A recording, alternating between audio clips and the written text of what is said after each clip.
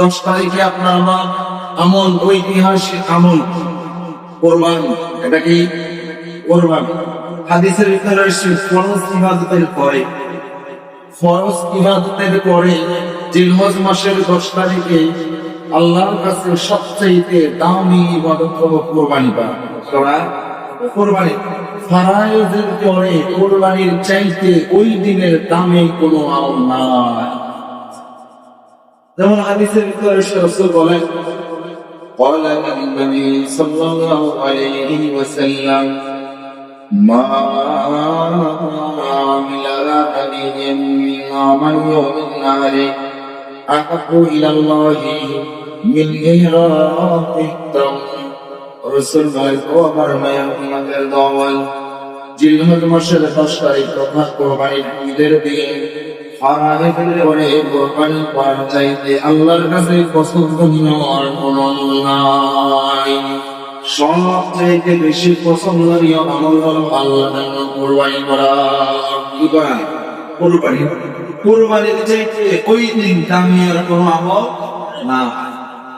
আমরা অনেকেই মনে করি বা বলিও যে কোরবানি করতে হবে এমন চলবে, করলে না করলে অসুবিধা নাই, এই পদুয়া দিয়ে বেড়ায়। আর অনেক মানুষ আছে, অনেক মানুষ, আমি বল প্রায় সবাই শুধুমাত্র আমার তো কয়েকজন প্রায় সবার কোরবানি ওয়াজিব, কিন্তু না করলেও চলবে, এই ফতোয়ার কারণে কোরবানি থেকে দূরে থাকে।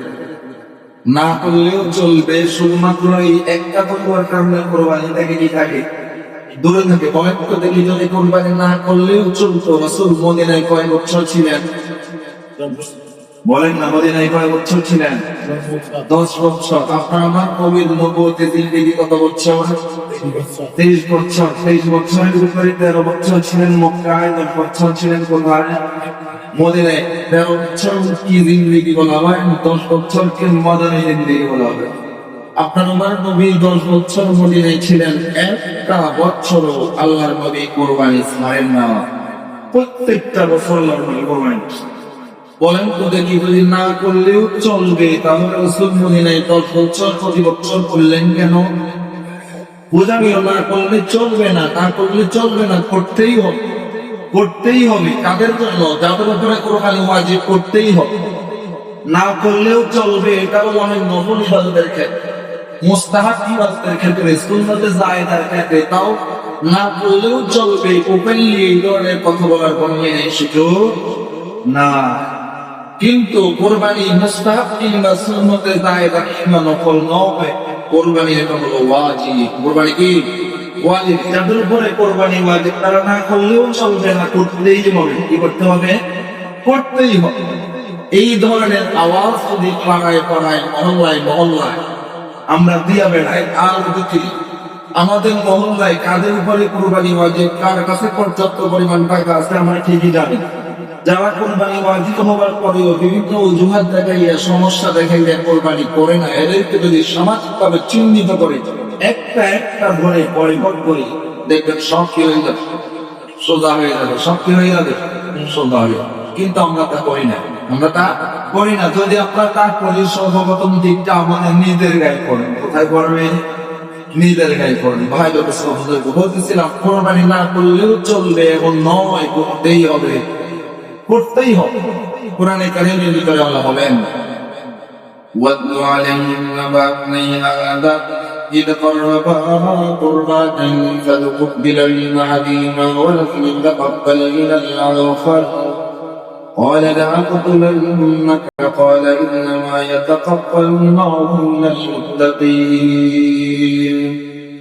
قالوا يا مسلم الله কোরবানি এটা আল্লাহর নিকটে দামি একটা ইবাদত। আপন নবী থেকে নিয়ে কিয়ামত পর্যন্ত এই কোরবানির আমল চালু আছে, কিয়ামত পর্যন্ত থাকবে। কখনো পৃথিবীর মানচিত্র থেকে কোরবানি মুছে যাবে না। এই কোরবানি ইবাদত আল্লাহর কাছে দামি একটা ইবাদত।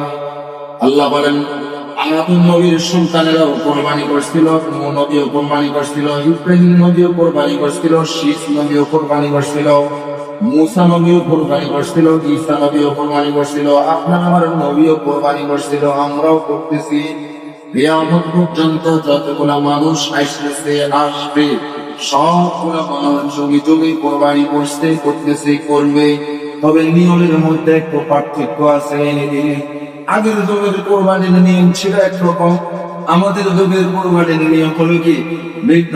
যেমন আদি যুগে কোরবানির নিয়ম হলো যে যেই জিনিস কোরবানি করতো ওই জিনিসকে পাহাড়ের চূড়ায় রেখে আসতো, পাহাড়ের চূড়ায় রেখে আসতো। যার কোরবানি আল্লাহর কাছে কবুল, তার কোরবানি আকাশ থেকে আগুন এসে জ্বালাইয়া শেষ করে দিত।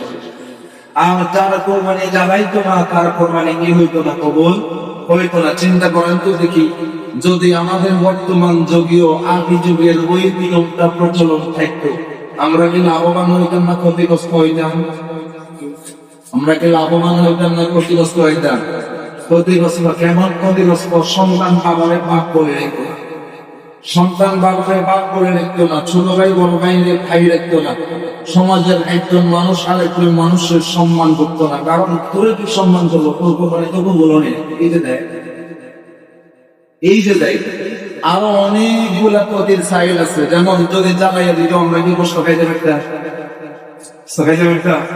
গোস্ত আমার, রক্ত আমার, চামড়া আমার, সবকিছু আমার, এরপরেও তো মানুষ কোরবানি দেয় না, এরপরেও কোরবানি দেয় না। এরপরেও এত কিছুর পরেও নিয়ন্ত্রের ভিতরে কত বোঝাবেন, প্রতি জুমায় খলিফ সাহেবগণ বারবার বয়ানের উপরে বয়ান করতেছে। এরপরেও মুসল্লিদের নিয়ম কি করতে পারে নাই, ঠিক করতে পারে নাই। যদি এই যুগে আসলো আদি যুগের ওই নিয়ম প্রচলন থাকতো, চিন্তা করেন তো কেমন, চিন্তা করেন।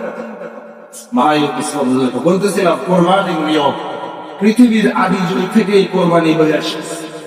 কোরবানি একটা বড় পছন্দনীয় আল্লাহ।